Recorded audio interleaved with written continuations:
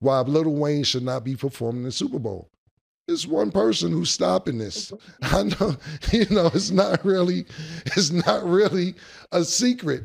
Lil Wayne had a problem with somebody before who's kind of part of the organization running it. This is payback.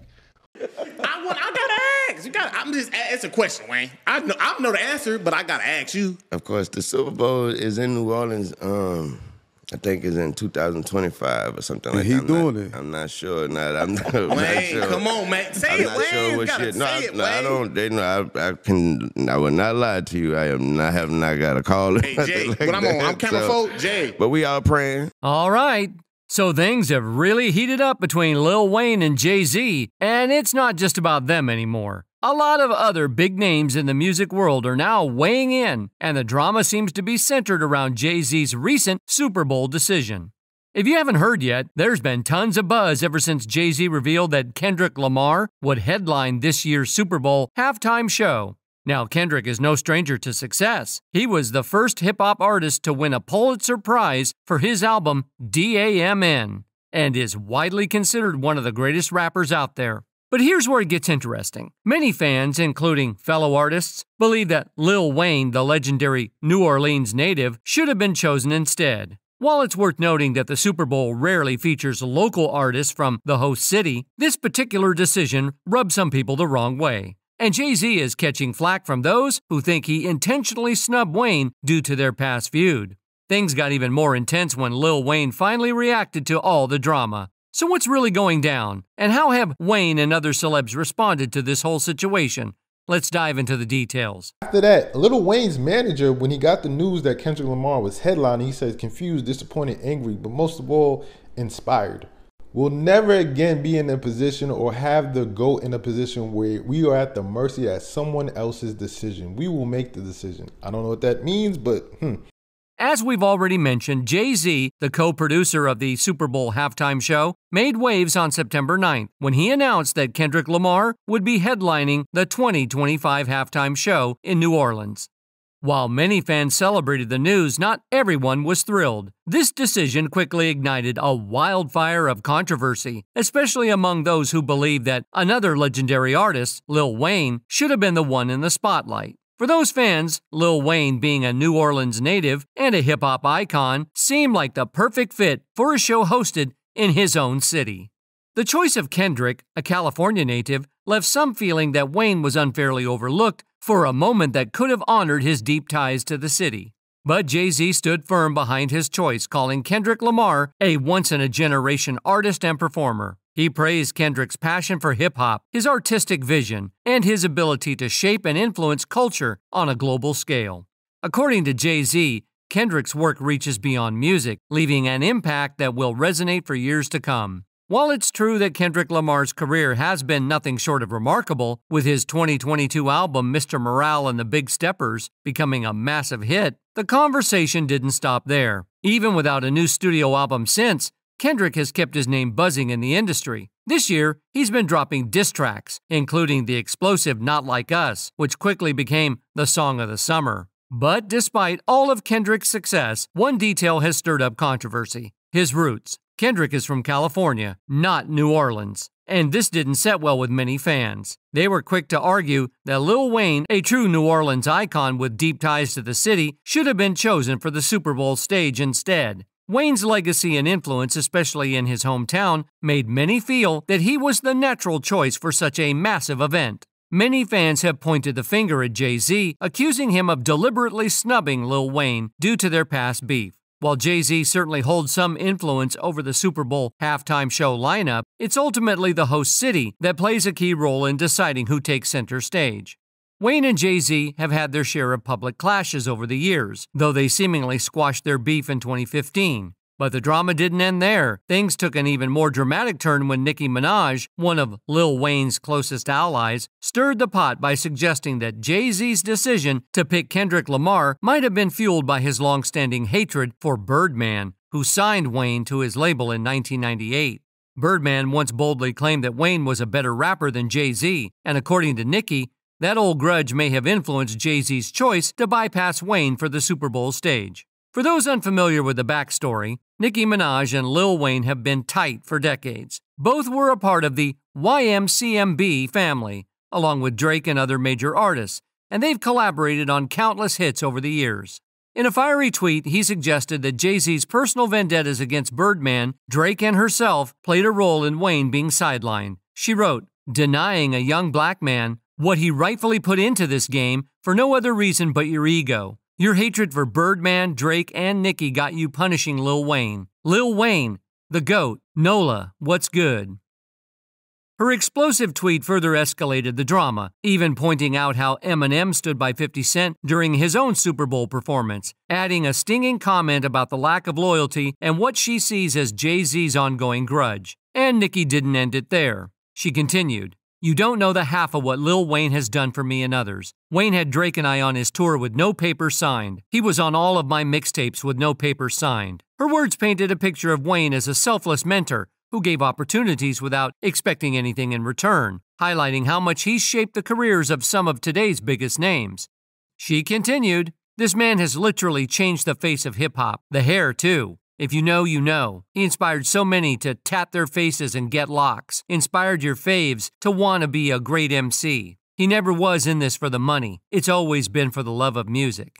For Nicki, Wayne's influence runs deep, not just in the sound, but in shaping hip-hop's culture and style. She emphasized how Wayne's selfless contributions to the genre have had a lasting impact, inspiring many of today's top artists.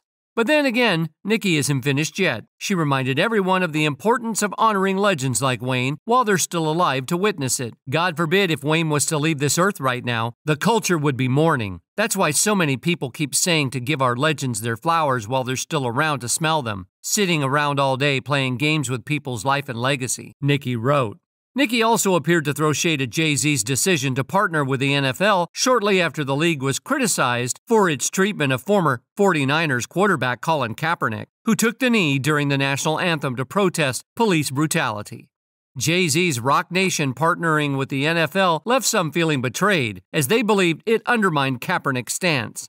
Defending her stance, Nicki tweeted, "One man took a knee, the other man took the bag," clearly referencing Jay-Z's NFL deal. Despite all the drama, Nicki made it clear that loving Kendrick Lamar doesn't mean disrespecting Wayne, adding, "You can love and respect Kendrick and still love and respect Wayne. Even Kendrick loves and respects Wayne. Every real rapper loves and respects Wayne." And Nicki wasn't alone in her criticism of the Super Bowl halftime show decision. Other prominent artists such as Master P and Boozy Badass also expressed their disappointment, arguing that Lil Wayne should have been chosen, especially given that the Super Bowl was being held in New Orleans. Master P voiced his opinion by emphasizing Lil Wayne's significant contributions and relevance in hip-hop. He pointed out that as the ambassador of entertainment in the city of New Orleans, he felt it was crucial to include Wayne in the celebration. Master P highlighted Wayne's status as one of the greatest living hip-hop artists and his deep connection to New Orleans. He urged that legends like Wayne should be honored while they're still alive and criticized the decision to overlook him. On the other hand, Stephen A. Smith, a well-known sports commentator, supported Jay-Z's choice and addressed Nicki Minaj's criticism on his show. Smith acknowledged Nicki's achievements, but questioned why she was engaging in yet another feud. He listed other artists Nicki has had conflicts with and defended Jay-Z by pointing out the numerous hip-hop and R&B artists who have performed at the Super Bowl since Jay-Z's involvement. Smith emphasized that Jay-Z's contributions and the challenges faced by black artists should be recognized and appreciated. Nicki didn't take his response lying down. She hit back on X, dismissing Smith's comments with biting remarks. She called him a paid Laffy Taffy alien, expressing her disdain for his defense of Jay-Z and making it clear that she wasn't interested in engaging further. Nicki also took a dig at Smith by confusing him with Shannon Sharpe, who had recently been in the spotlight for a leaked Instagram Live video. She mocked Smith's appearance and questioned the timing for men to shave their heads or consider other hairstyles. But what about Lil Wayne's reaction to all of this?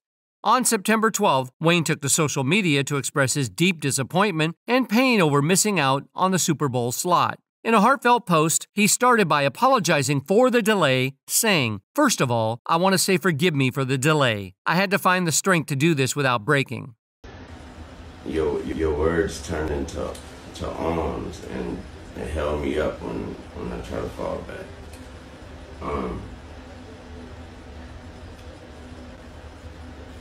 that hurt a lot. You know what I'm talking about? It hurt a whole lot. I blame myself for not being mentally prepared for a letdown, and for just automatically mentally putting myself in that position like somebody told me that was my position. So I blame myself for that. But to truly understand his reaction, we need to rewind and dive into the fiery feud between Jay-Z and Lil Wayne.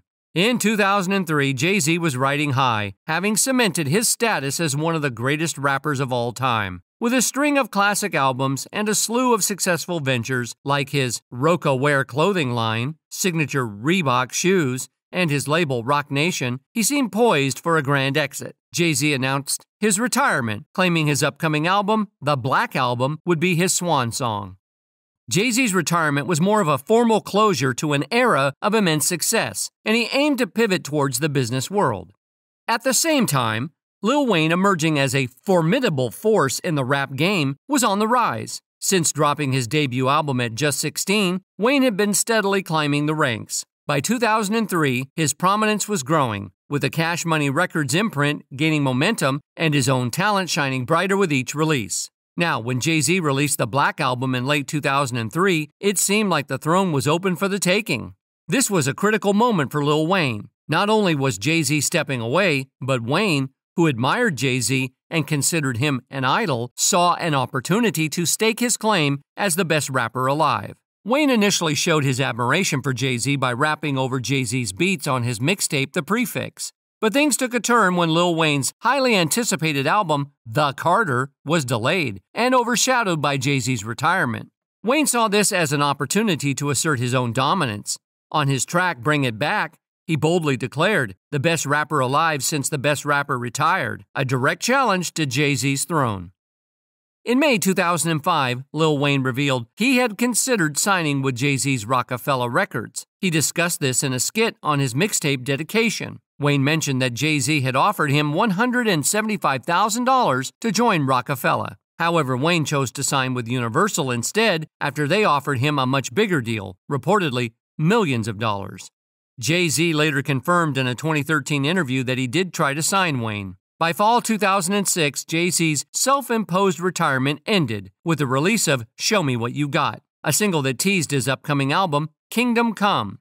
On this track, Wayne doubled down on his claim, positioning himself as the new king of rap. He even compared himself to NBA legends like Kobe Bryant and LeBron James, signaling that he was not just competing but aiming to surpass the greats. Wayne's remix of Show Me What You Got was one of his standout freestyles and definitely grabbed Jay-Z's attention. In a 2020 interview on Drink Champs, Jay-Z admitted that Wayne's remix tape made him question himself. Jay-Z said he had to take a long walk and ask himself if he still had it. On Jay-Z's Kingdom Come album, there was a track called Trouble, produced by Dr. Dre. This song featured a verse that seemed to take aim at an unnamed rival, and many believed it was directed at Lil Wayne. Jay-Z rapped about being a grown man, with big shoes to fill, contrasting himself with someone who might still be trying to prove themselves. He talked about putting Lil in their place, which many interpreted as a direct shot at Lil Wayne. In December 2006, Lil Wayne took his stance to a new level during an interview with Complex. He boldly declared that he was better than Jay-Z. Wayne criticized Jay-Z for his return to the spotlight, saying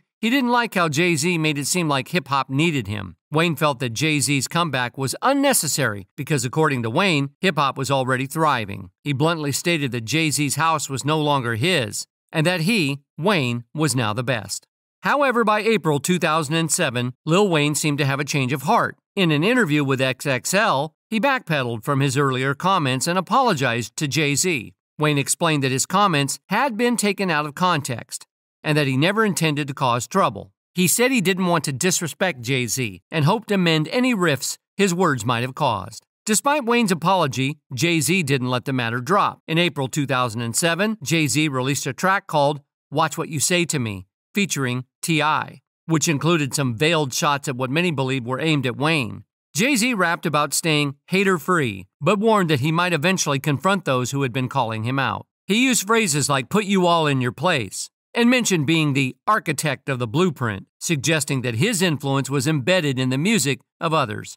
including Wayne's. The line about having his DNA in your music and the reference to someone's father were seen as indirect jabs at Wayne, hinting at the ongoing tension. As the year rolled on, the dynamic between Jay-Z and Wayne became more complex. In the fall of 2007, the two rappers collaborated on Jay-Z's track Hello Brooklyn 2.0 from his American Gangster album. The song was a notable moment, but also felt a bit like an odd fit. Despite this, their collaboration hinted at a deeper connection and mutual respect, which was evident when Lil Wayne, during a performance of the track, praised Jay-Z as the best rapper alive and referred to himself as the next rapper in line. It was a show of respect, but it also underscored the competitive undercurrent between them. By June 2008, the relationship between Jay-Z and Lil Wayne took a significant turn. Jay-Z appeared on Wayne's highly anticipated album, The Carter 3, on the track Mr. Carter. This collaboration was more than just a feature. It felt like a symbolic passing of the torch. Jay-Z's verse acknowledged Wayne's rise and the changing landscape of hip-hop, with lines like, "It took so much change from this rap game, it's your go," showcasing his recognition of Wayne's impact and the evolution of the rap scene. Later that month, Jay-Z made waves by remixing Lil Wayne's hit, A Milli. His appearance on the remix was a playful flex, showing off his lyrical prowess while keeping the competitive edge alive. The remix was a statement that while they were peers, Jay-Z was still very much in the game. In July 2008, Lil Wayne's admiration for Jay-Z became even more apparent. He tattooed Jay-Z's face on his body, a bold and personal tribute that highlighted how much he looked up to the HOV. This gesture was more than just fandom. It was a deep respect for Jay-Z's influence and legacy. As the rivalry simmered, it took an unexpected turn in October 2009 when Birdman, Lil Wayne's mentor, boldly declared that Wayne was richer than Jay-Z. This claim ignited a financial and lyrical battle between the two. Jay-Z, ever the tactician, responded in January 2010 with a subtle but pointed acknowledgement of Wayne's success, while hinting that his own financial standing was superior. The early 2010s brought a temporary pause to their rivalry when Lil Wayne faced legal troubles and was sentenced to prison for a weapon charge. This setback delayed his return to the spotlight and provided a break in their competitive banter. During this time, Jay-Z and Wayne shared the stage at Madison Square Garden, a performance that showcased their complex relationship, a mix of rivalry and respect. In June 2010, even from prison, Wayne expressed his admiration for Jay-Z's verse on Drake's Light Up, proving that despite their competitive nature, his respect for Jay-Z remained intact. However, by January 2011, Jay-Z took a subtle jab at Wayne in his track HAM, referencing Baby Money and indirectly criticizing Wayne's record label Young Money. Lil Wayne retaliated in August 2011 with a fierce response in It's Good, where his aggressive lyrics aimed at Jay-Z marked a turning point in their feud. This was no longer just friendly competition, but a more intense and direct confrontation. The rivalry continued to evolve in February 2012 when Weezy dropped a pre-Grammy freestyle that seemed to take indirect shots at Jay-Z. Jay-Z responded in July 2013 with a verse on La Familia from his album Magna Carta Holy Grail, addressing the ongoing tension more directly. By May 2014, the air seemed to clear slightly. Lil Wayne gave a shout-out to Jay-Z's Deucey Liquor in a song title, signaling a thaw in their relationship. The following year, Weezy joined Jay-Z's Tidal platform, marking a significant shift and hinting at a more amicable relationship. In May 2019, Lil Wayne went on record calling Jay-Z the greatest rapper of all time, a full-circle moment showing profound respect and acknowledgement. Now, because of the Super Bowl decision, it seems like the once smooth relationship between these two is about to crack up once again. With all this tension, we might see another round of lyrical shots fired. Lil Wayne's manager has shared that they're feeling disappointed, confused, and angry, but also inspired. What's your take on all this drama? Share your thoughts in the comments below. And while you're here, make sure to like, subscribe, and check out our other videos. See you soon.